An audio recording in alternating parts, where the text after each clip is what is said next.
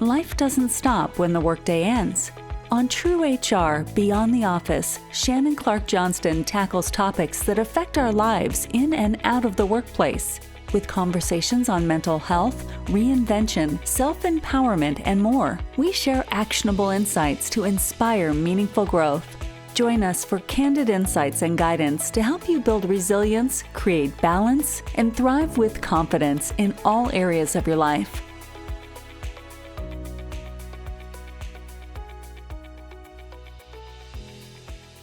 On today's episode of True HR Beyond the Office, we're going to explore the ins and outs of concierge healthcare. Concierge medicine offers a personalized, patient-centered approach that contrasts with traditional healthcare models, yet many people are still unfamiliar with how it works, who's it's best for, and the unique benefits it can provide. We'll discuss the ways concierge medicine is changing the landscape of healthcare, from accessibility and cost to the quality of the patient experience. And joining us today to bring clarity to this topic is Dr. Sarah Musleh, an esteemed endocrinologist and co-founder of Anzara Health, a multi-state female-owned concierge endocrinology practice. Dr. Musleh's practice is dedicated to women's health, addressing hormone disorders, metabolic health, PCOS, and more, with a focus on holistic wellness. Her multicultural background and experience working across continents allows her to connect deeply with patients from all walks of life, providing care that is as compassionate as it is effective. So let's jump in and learn more from Dr. Musleh on how concierge medicine can open new doors to better, more personalized healthcare. Welcome, Dr. Musleh. Thank you so much, Shannon, for inviting me. I'm really, really excited to be here with you. We are so excited to have you because, I am personally very excited because, full disclosure, you are my doctor, or one of my doctors. It's not going to talk about the specifics of my personal health, but I think it's important to know that you're my doctor because working with you and Anzara Health has been my first exposure to concierge medicine. And honestly, and I've told you this many times, it's been a fantastic experience for me. It really has. And I wanted to share it with my audience because I think there's kind of it's not well known, at least not here in the Northeast where we are, I think. And I think there's also some common misconceptions about it. So, maybe you can just, before we get into the ins and outs of it, share your personal story, because I know you transitioned from traditional healthcare into concierge medicine. Maybe you could talk a little bit about how that worked for you and why you made that shift. Yeah. Sure. Thank you. So I'll start with medical school because my story is a little bit long, but I trained, I did a 5-year medicine program in Dublin, Ireland at Trinity College. And in 2012, I moved to New York City, and this is where I did my internship, my residency in internal medicine. I was a chief resident in the city as well at a big cancer institution, and then I was a fellow in endocrinology and diabetes and metabolism at NYU, and that was for 2 years. And I loved it, and it was crazy and exhilarating and fast and tiring, of course, and at times very exhausting, but nonetheless very enjoyable, very enriching. When I finished my training finally after almost 2 decades in 2018, I kind of just needed a change of environment, of climate, of scenery. And so I took a job in Honolulu, Hawaii. Wow. Yes, you changed. And I was there for almost 5 years, and I worked at a big, a hospital center institution in an outpatient clinic, seeing, the usual, right? 20 to 25 patients a day. Right. And I was considered lucky because there are doctors seeing 30 patients a day, in many practices around the country working under the traditional model. I loved my experience in Hawaii. It was probably the best 4 to 5 years of my life in many ways. But when I made the decision to, move back to the mainland, we got married. Tamara and I got married, and it was time for me to come back. Yeah, to leave, settle down. Leave the islands. Fantasy life. The question of, okay, what now? What does my next role look like? What's the next job about? Next phase, yeah. And my really amazing longtime friend, Anna, who's now my business partner, was also in a moment of, geographic transition at the time. It was 2020, very late 2021, early 2022, and they were making the move from New York City to Miami. as so many Northeasterners did during COVID. Right. And so literally during a phone conversation of like, what are you going to do? I don't know. What are you going to do? Like, I've looked at the job market and nothing appeals. And why does nothing appeal? Because it's the same outpatient seeing, 2 to 3 dozen, 2 to 3, 20 to 30 patients a day, tons of paperwork, rush, 10-minute appointments. Seeing patients maybe every 3 to 4 months if they can get in to see you to get refills, and just work that's not fulfilling and satisfying, not for us as doctors and definitely not for our patients. And we kind of sort of like daydreamt out loud or brainstormed like, what does the ideal job look like? And the ideal job looked like, first, it doesn't feel like a job, right? You're excited to get up and go do it every day.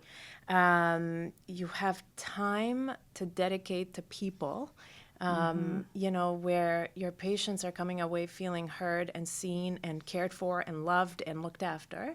And as a doctor, you can put your head on your pillow at night and say, this is why I went to medical school. This is why I killed myself in residency and training and fellowships and this and that. This is satisfying and it feels good, and I am making a difference. Because when you have the gift of time, you can make a difference. Right. And so we weren't looking to become concierge doctors. I think for me, the first time I heard the word come from Anna in the context of like what Anzara Health was going to become, I said, absolutely no concierge. We can't have people calling us at 2 a.m. saying, I don't know, my skin's itchy or my nail broke or something. No. Like the stigma against this concept of concierge medicine is expensive and it's for, the rich and famous. Right. And, your patients will drive you crazy. Yeah. That was there. But as we designed Anzara Health, what we envisioned and what we put together is a concierge practice. Right. And it's a concierge practice because, for many reasons, we don't take insurance. So it's kind of this it's a relationship between doctor and patient, and your reimbursement as a doctor comes directly from your patient. So that's one element of concierge care.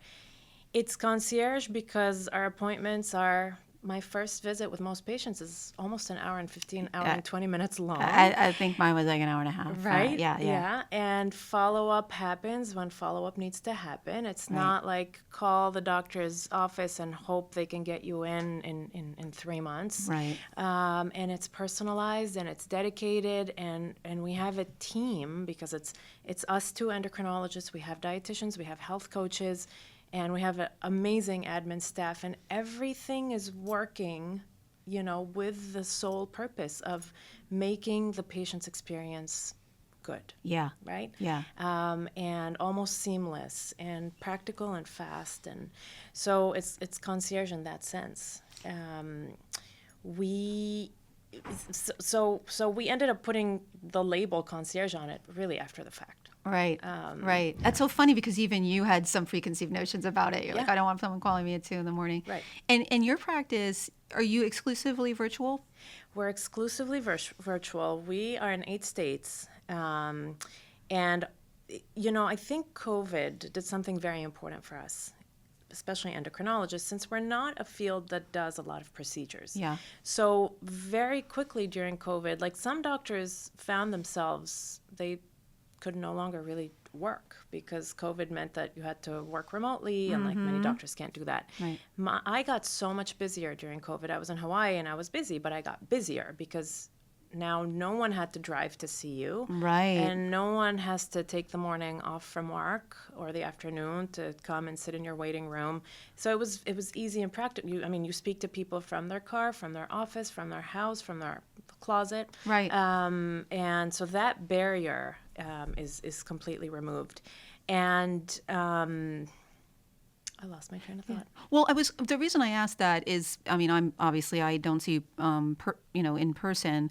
But the other piece of this is that I think is a misunderstanding, and maybe I had this too. It's not as though, so I have insurance, but it's sort of coordinated. So when you order lab work, so I know people will ask me this, well, then what then you have to pay for the lab work. But that's not the case. If you could explain a little for people. So, I mean, it's not as though you can't prescribe me tests that will be ultimately covered by my insurance, Correct. right? So I love when an incoming patient has insurance and has good insurance.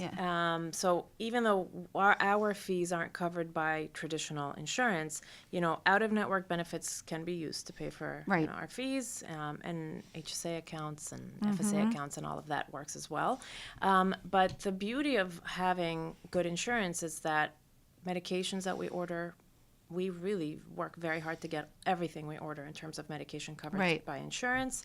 And then any testing and any imaging and any of that, I don't want a patient to have to go out and pay thousands of dollars for testing.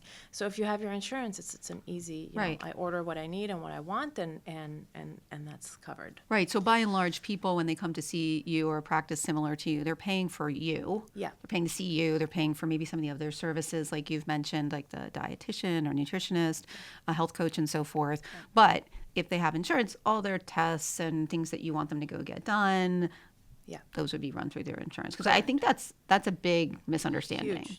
Yeah. Okay, that's really important. And so then with the concierge model, some of the differences to me are obvious, right? For example, having a doctor spend an hour and a half with you. That just doesn't happen in the traditional model, at least not in my experience. What are some of the other core differences that you would say? I think that we just come to develop this this closeness with our patients where, all my patients have my phone number. Yes, right. So I do. because I'm not taking care of a panel of 2,000 patients. My panel is so much smaller. Right. Each one of my patients can really, really receive, I think, attention, and it's fast. Yep. So I think that's probably the most important one. Yeah. Well, I'll add more because I'm such a fan. I think that when I go see a doctor, I have to see a doctor for a very specific issue, and then if I'm in a consultation with that doctor and I say, oh, and I also have blah blah blah, well, you need to make another appointment. Right. I guess it has to do with billing, I'm guessing, right? Maybe they want to have another office visit. That doesn't happen in my experience with your practice at all. It's like, what else is going on? What else has come up for you? And it could be unrelated, which of course, you would refer me to where you think I need to go, or it could be somewhat related, especially as a woman, because you cover women's health and there's lots of different things that go on for us as women that might not be the reason I contacted you, but so I feel like, and I don't know if this is just Anzara Health or if this is in general, maybe it's because of the personalized care, it's not so specific and timed, and I have to see you for this thing and then you have another appointment for this thing and another. Right. It's not so fragmented. Yes. Absolutely. Yeah. I mean, remember that, endocrinology is our subspecialty. We are internal medicine doctors. Right. So we really try to make it a one-stop shop, right? So if it's out of my domain, I don't know, I can't help, I will refer you. But if it's within endocrinology or internal medicine and I feel like it's, within my umbrella, I'm definitely going to try and help and address. Yeah. So who would you say would be an ideal candidate, I guess, for concierge medicine, for your practice, but then maybe for concierge medicine in general? So it's someone who sees, their health and, maybe the cost that's associated with using a concierge service as an investment. That's the type of patient who doesn't think twice about this, right? And we're not charging concierge level prices, really. We've really tried to make this, and I think we do a really good job of making this very accessible for many, many people. So if you are of a mindset that your health is your number one priority, you want to be preventative and not reactive to problems arising. You want to have time with your doctor. I think concierge medicine is a really important option to explore. Yeah. It may or may not end up being right for you. It may not be accessible to you. It may not be in your area. I don't know, but explore it if that's the type of person that you are. Yeah. And I was going to ask you about pricing too, because one of the things I like about your practice is that you're very transparent with it. If you go on the website, it's right there. Here's the different options. And then, in my experience reaching out to your practice specifically, I got contacted by someone, who gave me different options and why I might choose different options, which was great. So I don't know if it's like that for every practice. We can't know that. But, from a pricing standpoint, there's, I'm sure everyone's different to some extent, but would you say that pricing on concierge medicine is largely, double the cost of traditional, triple? I mean, is there some kind of guidance for people thinking about this? Like, this is what you should kind of be looking for in general? Or maybe there are no guidelines because it is, kind of whatever the doctor, I suppose, thinks they can charge? There's really no standard pricing. I've heard of prices, in the city of people paying up to $60,000 a year for primary care concierge care. Yeah. And then you have, DPC, direct primary care programs that are charging a couple $100 a month. Yeah. And, for us, we're more in that range. Yep. I can't judge, and I don't judge. Every person, I think, is in charge of deciding what their time is worth. Mm-hmm. And based on your experience, the area you specialize in, if you're a really expert in something, depending on your geography, depending on who your clientele is, you set your prices. Right. For us, what has happened is that, now most of our patients are women. We take care of men, but most of our focus is women because women are neglected by the system. And most doctors working in a traditional practice in any field, when your 35 to 65-year-old woman comes in and something doesn't feel right, but I'm not sure what it is, but I'm not sick, but something isn't right and things are changing, and here are my symptoms, and I have 5 and then I have 10 and then I have 15, and kind of doctors don't have time for that. Right. And you feel dismissed and judged and ignored. Things are happening. This is not in our heads. This is real. So that demographic of women needing that care, we realize very quickly, like, this is where effort needs to be. And I think when we saw that and when we made that clear that our doors are open for women with perimenopause issues, going into menopause, and they don't know what to do, and their body's changing, and they know people that are on hormone therapy, but they've heard such bad things, right? Like hormones cause cancer, and like, who do I believe? And that takes a conversation that lasts a very long time. Same with weight loss, right? We're doing a lot of work in the space of medical weight loss and trying to do it in a healthy, slow, responsible manner, right? Yeah. We're getting healthier from the inside out.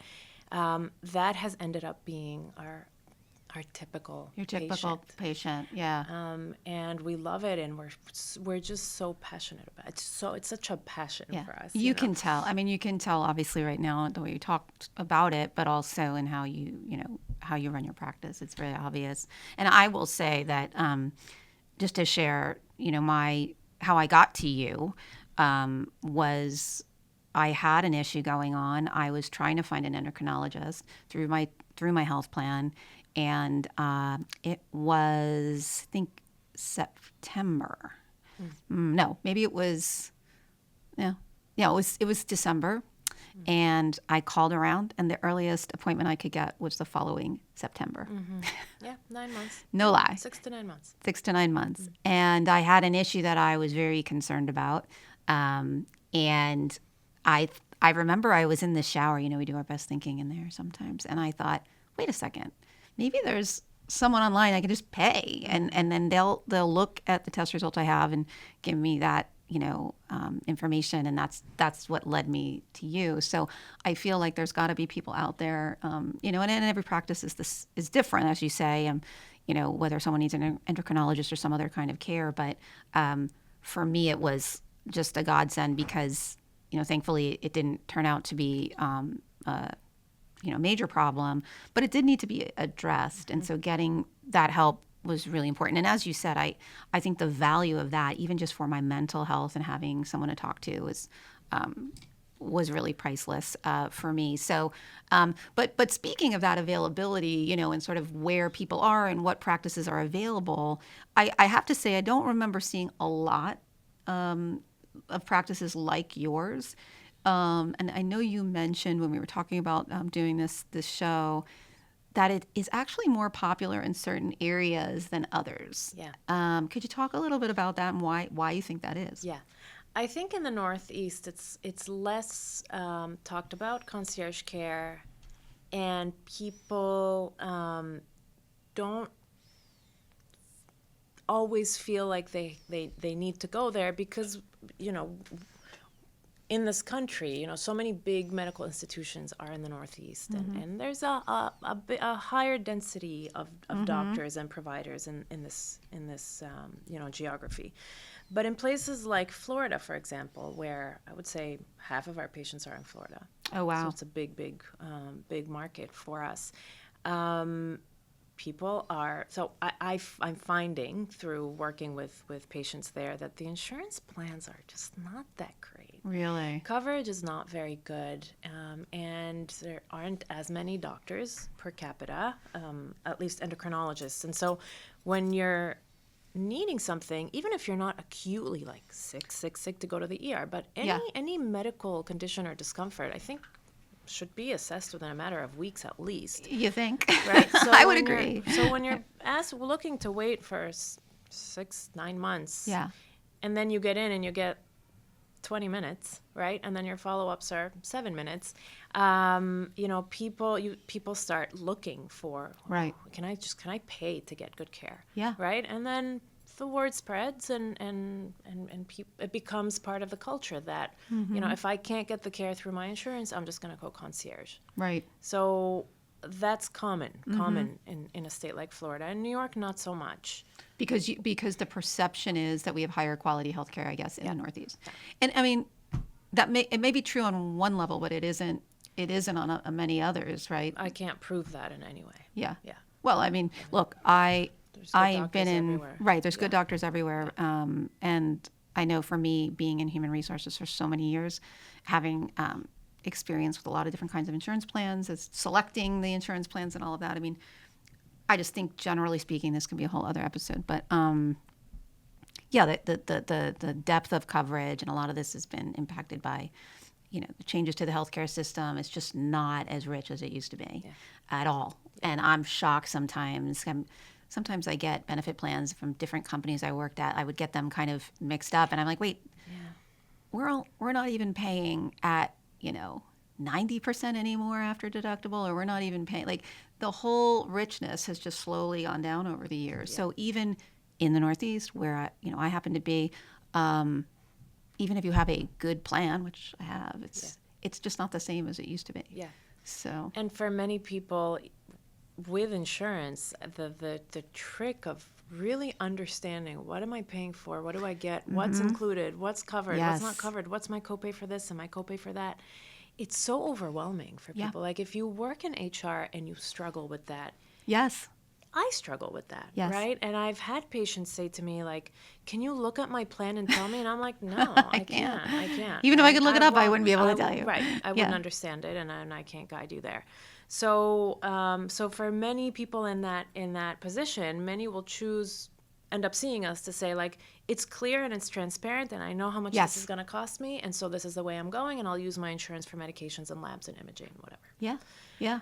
And I could argue, too, I mean, depending, again, like, because there are so many choices within choices in these plans, and just, like, if it depends, do you see a lot of specialists? Do you not? Do you go to the doctor a lot? Do you not? But then often you don't realize how bad your plan is until something happens. I recently had something come up where a patient, I won't say he, she, where they live, nothing, but a patient with really good insurance needing referral for a mental health services, and mental health services not covered within the plan. Wow.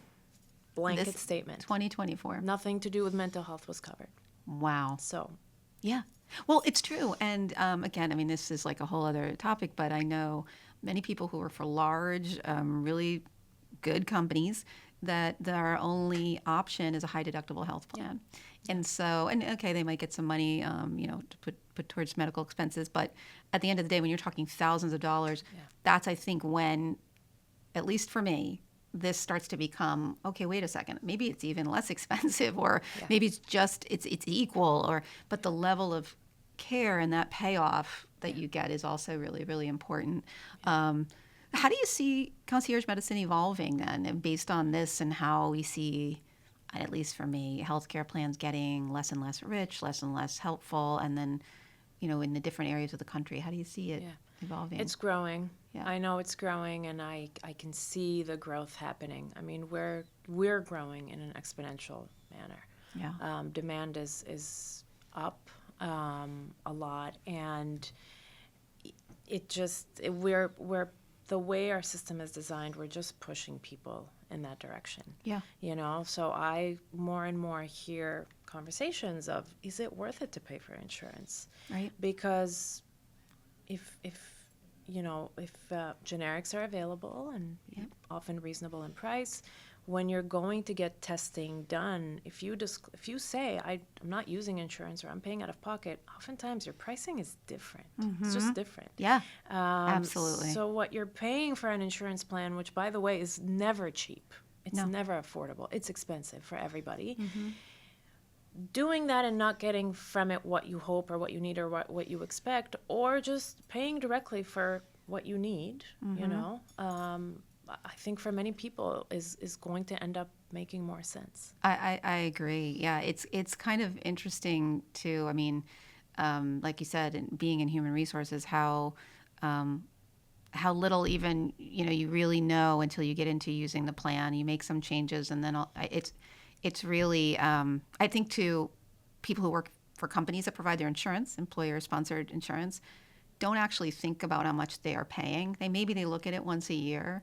But I know I had a friend who was thinking about consulting, and he said, well, but the insurance, I got to get insurance. And I said, if you go even right now into the marketplace and look to buy your own policy, it's probably very similar to what you're getting through a company-sponsored plan. It's really not that much better anymore. It used to be. It used to be a big deal. So that's really interesting. With regard to concierge medicine growing, how do you see it specific to women's health? Because as you've pointed out, there's, especially in a certain age group, there's just a myriad of issues that women face and challenges with traditional medicine actually being heard.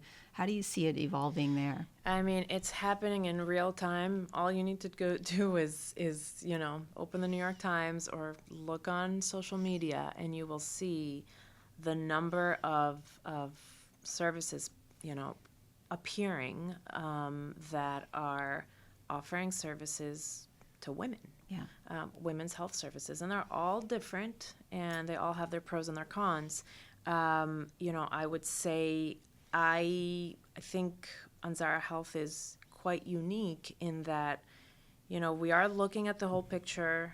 We're thinking about screening. We're having the conversations, and with us, you have your doctor. This isn't just about getting prescriptions for medications. Even if you know what you need, or you think you know what you need, let's give an example of hormone replacement therapy or in menopause, and you need hormones, and you can go out there and get the prescription, but you won't always get to speak with a physician. I think that's really important. Every patient is different. There's no one size fits all.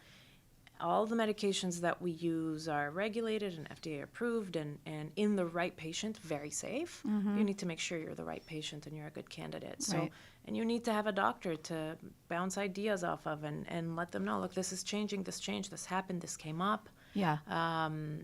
So that's really important. Yeah, and I feel like women, I mean, now, we're making, we're out we're working, we're making our own money, we're running our lives, we're able to get that care for ourselves, whereas in the past maybe that wasn't always the case. So I love personally that it's thriving. I think that's great, and I love all of the things you've brought to us today for sort of food for thought. But before we end, I just want to ask you, what are, one or two insights specific that you can share with the audience as it relates to, concierge medicine, how it can be helpful, some things to think about if people are interested in finding concierge medicine. What should they be looking for? Do your research, take your time, do your research. I think that care that is of high quality and really out there to look after you, the information should be available to you. You shouldn't have to jump through hoops to find out, where your doctor trained or what the pricing actually is, or the information should be there, it should be available. You should be able to pick up the phone and speak with someone and ask your questions. That's what I would say. Do your research. I mean, it's not so common, but we're out there. Concierge doctors are out there, and there's really good services available. Yeah. Well, and speaking of that, as we end, how can people get in touch with you or Anzara Health if they'd like to learn more? Yeah. So our website is anzarahealth.com. We have our main phone line there. We have a link directly that takes you to a WhatsApp line that you can text us through with questions. I want to make an appointment, anything. Instagram, our handle is Anzara Health. Okay. Those are probably the best ways. Excellent. Well, and this is not a paid advertisement, but I, of course, am a huge fan, and I think it's a fascinating topic. And I know when we were preparing for this episode, I said we could talk about a million different things probably. Yeah. So hopefully we'll see you back sometime. But for now, thank you so much for sharing all this great information. Thank you for doing this. Thank you. Really important work. Thank you. Thank you. Love it. We're out.